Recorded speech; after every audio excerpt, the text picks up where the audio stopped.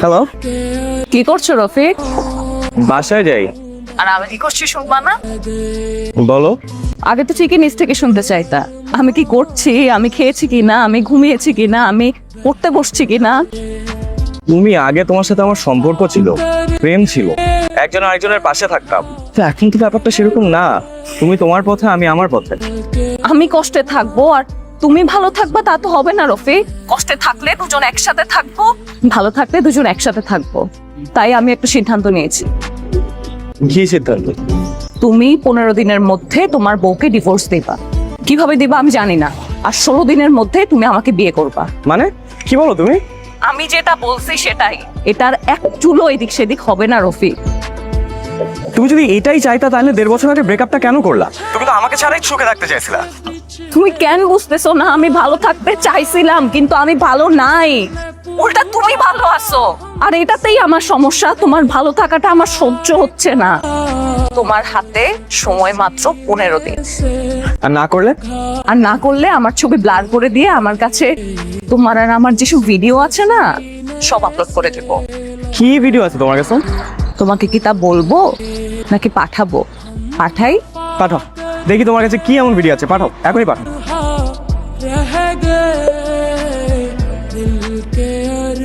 এটি একটি short clip video. Video editing শিখতে কমেন্ট করুন।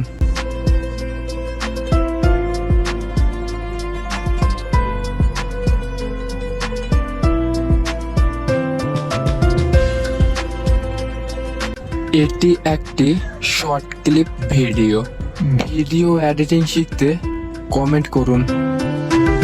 जिंदगी एक प्यास बनकर रह गई, কি হয়েছে? কিছু নেই। एक प्यास बनकर ভিডিওটি ভালো লাগলে লাইক করবেন এবং চ্যানেলে নতুন হলে চ্যানেলটিকে অবশ্যই সাবস্ক্রাইব করবেন। प्यार के किस्से अधूरे रह गए, हम वफा करके भी तन्हा रह गए, दिल के अरमासूम है। তুমি তো কিছু জানালে না রফিক। তুমি এমন ভাবে বলতেছো যে তোমার সাথে আজকে আমার বিকালে কফি খেতে যাওয়ার কথা ছিল আর আমি তোমাকে কনফার্ম করিনি। তুমি যেটা খুশি সেটা ভাবতে পারো। আমার আলাপ ওইটাই। 15 দিনের 4 দিন অলরেডি চলে গেছে আর 11 দিন সময় আছে। আচ্ছা, তুমি কি তোমার ওয়াইফের সাথে এই বিষয়টা নিয়ে আলোচনা করছো? মানে কখন, কোথায়, কিভাবে ডিভোর্স দিচ্ছো? বা আমরাই বা কোথায় বিয়ে করছি? তুমি এটা কিভাবে সম্ভব? কিভাবে সম্ভব তুমি আমাকে বুঝাও। আমি সংসার করছি, আমি ভালো আছি, আমাকে একটু ভালো থাকতে দাও। আমি তোমার সাথে যদি কোনো অন্যায় করে থাকি আমি হাত জোর করে মাফ চাচ্ছি। আমি বারবার তোমার কাছে মাফ চাচ্ছি। প্লিজ আমাকে মাফ করে দাও।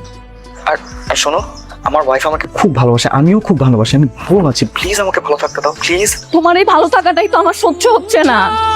তুমি ভালো থাকবা আর আমি ধুকে ধুকে তোমাকে হারানোর কষ্ট নিয়ে বাঁচবো, তা তো হয় না রফিক। তাই আমি যেটা বলছি সেটাই করো, আর নাইলে আমি যা বলেছি তাই হবে। রাখছি।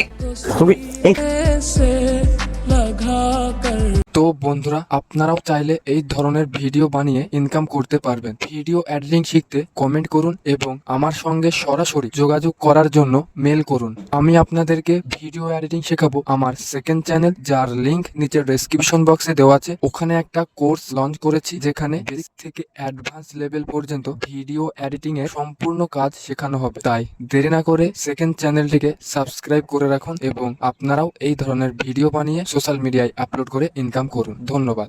হ্যালো, ওই তোর না টাকা পাঠাবে কথা? তো টাকা পাঠাস না কেন? কি সকালে পাঠাবি? আচ্ছা বাবা, সকালে পাঠাবি।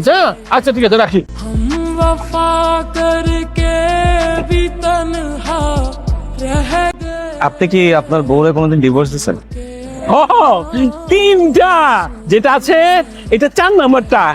আর আবার প্রথম বউটা আবার চলে আসছে, তারে আবার গ্রহণ করছি।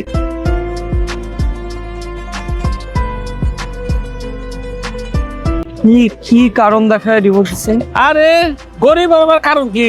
ওই 5-7 জানে না, কাপড় চোপড় পড়তে পারে না ভালো কইরা। এই সব আছে, কত কিছু কারণ আর কি, আর কিছু না। जिंदगी जिंदगी एक प्यास बनकर আচ্ছা रह गई বাতিজা, আপনি কি আপনি ভরে তালাক দিবেন? एक प्यास बनकर এত মন মনে হলে হবে? কি হয়েছে তোমার? के কেন কি হলো? से তোমারে আনতে বলছি পেঁয়াজ, তুমি নিয়ে আসছো 2 কেজি রসুন। 2 কেজি রসুন শেষ করতে কতদিন সময় লাগে তুমি জানো? নষ্ট হয়ে যাবে না? সরি। এই সরি বলতেছো কেন? তোমাকে আনতে বলেছি সোয়াবিনের তেল, তুমি নিয়ে আসছো সরিষার তেল। ও সরিষা আনছে না? रह गए আচ্ছা শোনো, সোয়াবিনের থেকে তো সরিষা অনেক বেটার, এখন থেকে সরিষার তেল দিয়ে দাও। বউয়ের কাজ যেমন প্রেমিকা দিয়ে হয় না, তেমন সয়াবিনের কাজও সরিষা দিয়ে হয় না। সে প্রেমিকারাই তো বউ হয়। সবাই হয় না, কেউ কেউ হয়। হ্যাঁ।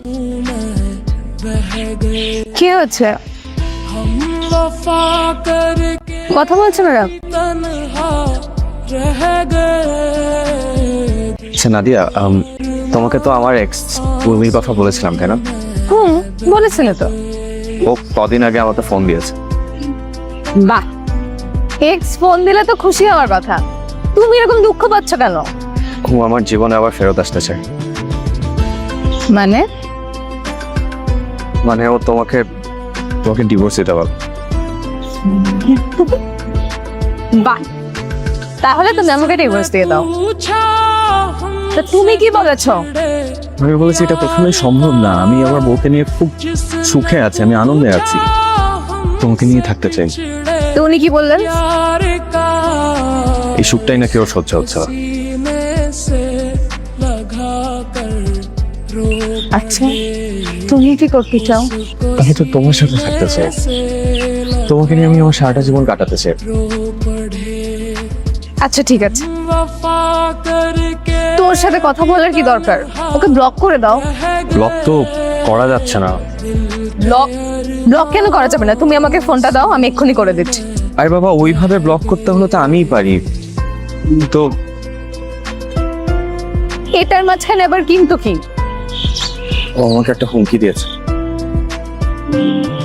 হুমকি? কিসের হুমকি? ওর সাথে প্রেম থাকাকালীন আমাদের বন্ধুত্ব ওর কাছে রেকর্ড করা আছে। जिंदगी एक प्यास আমি ওকে বিয়ে না করলে ওগুলো পাবলিক করে যাবে। रह गई जिंदगी एक प्यास बनकर रह गई प्यार के किस्से अधूरे रह गए प्यार के किस्से अधूरे रह गए